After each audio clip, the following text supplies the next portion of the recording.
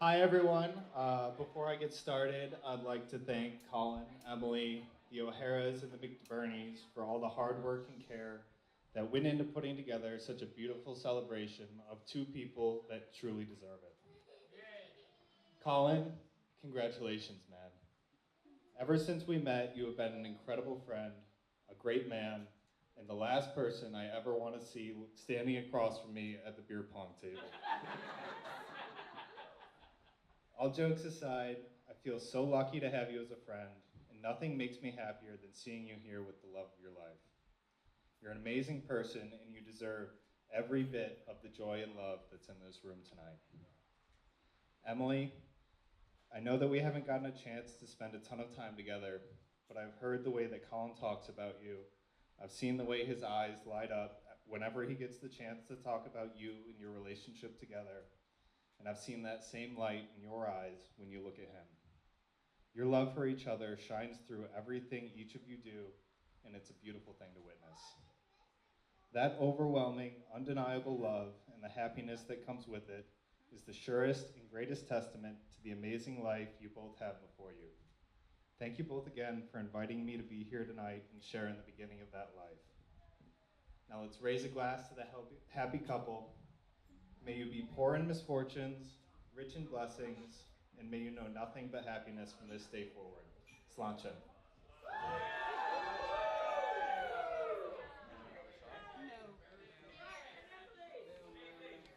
And next we will hear from Maid of Honor, Sydney McBurney.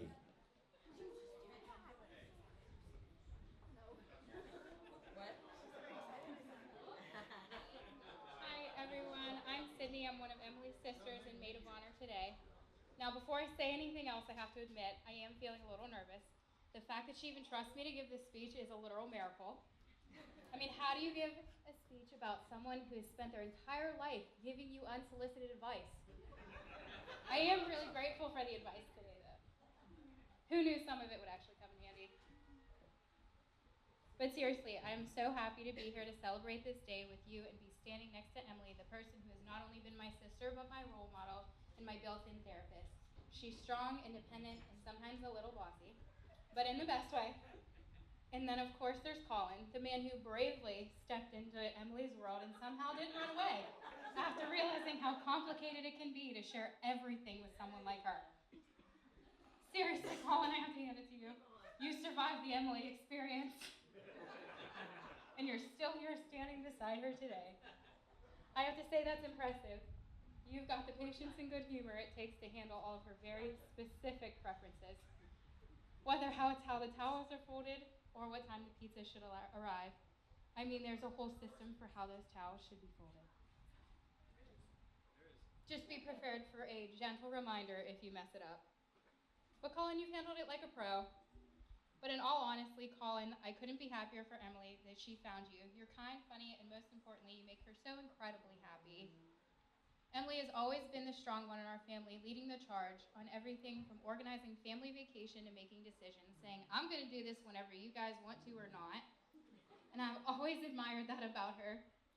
But with you, Colin, I've seen her find someone who not only matches her energy, but also brings out her softer side, and that is something really special. You love her for exactly who she is, and that's all any of us could ever want for her.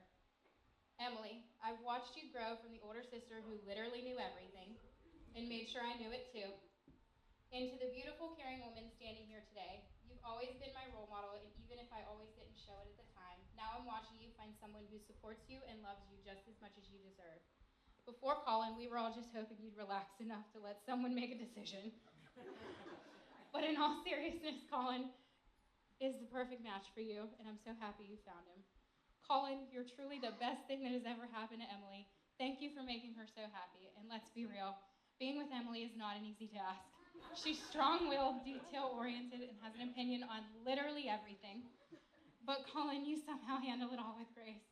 You do it with a smile. It's like you've memorized her entire playlist of preferences, and somehow that's not just impressive, it's exactly what she needed. I know you two are going to build a life full of laughter, love, and endless memories together. I'm honestly excited to see what the both of you do next, because if anyone can make life fun, it's you two together. So if everyone could raise their glasses to Emily and Colin, I know they're all empty. May love, laughter, joy, and most importantly, patience. Here's to a lifetime of happy adventures and maybe a little less advice from my side of the family. Congratulations.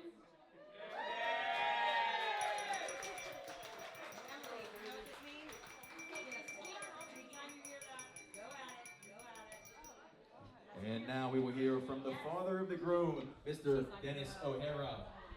Boy, that's a tough act to follow. First off, I want to welcome Emily into the family. I've been looking forward to this day for a long time, and what a beautiful wedding it was. It's still bringing tears to my eyes. It really is. But I want to say something. As a father, to watch two families come together over the last few days, with the work that was done prior and the work that was done over the Thursday through Friday has been unbelievable. The amount of work, how we pulled together as a team, worked together. I couldn't ask for a better family to join the O'Haras, and I look forward to the future for all of us. Emily and Colin, congratulations. I'm so proud of you guys.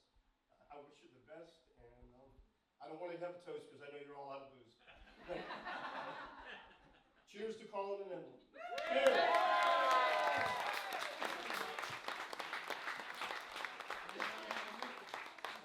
And finally, father of the bride, Mr. John McBurney.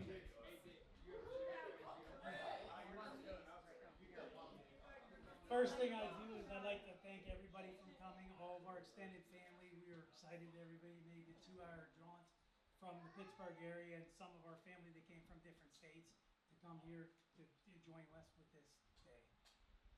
And I'm just trying not to cry. That's going to be the biggest hurdle for me because of all the stuff that we've went through over the years.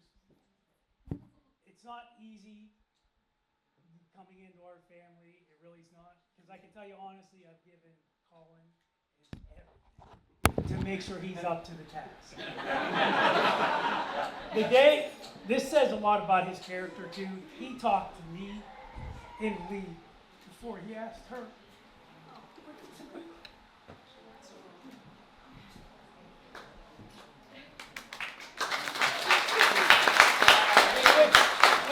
It says a lot about his character.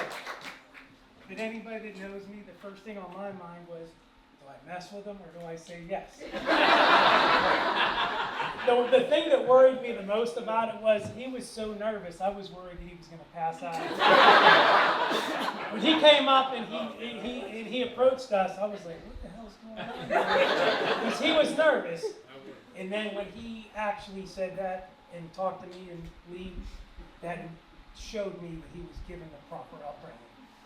That he was a genuine man about how he approached us first. So I just want to welcome the O'Haras into our family. You know, and like I said, I've given him everything. And he is stuck by us. And Emily is, I can tell you this, she is me. She is me and she is me. So I feel bad for any of those guys. Because, you know, I brought them up in a certain way to be tough and strong on their own and things like that. And they've really held on. And the one thing I want to say is how I know that Colin was the right one is his speech today. His vows. Absolutely. They were deep from the heart. And I was expecting, a couple lines and stuff like that. When he went deep down in, that was very special to me as a father. That I knew if someday while I was gone, I could depend on him to be there, to fill my spot, to be able to take care of her. So, thank you, everybody, for coming. I appreciate it.